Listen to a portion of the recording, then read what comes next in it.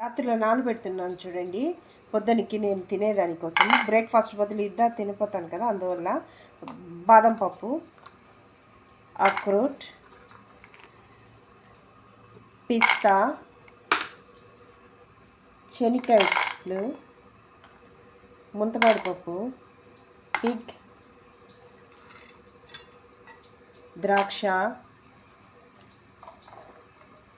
Dates, నెల్లికాయ, ఉసిరికాయ ఇవన్నీ వేసి నానబెట్టేసి పొద్దున్నే తినపోతాం. మనం కడిగి శుభ్రం చేసి నానబెట్టేస్తాను. ఇద్దాం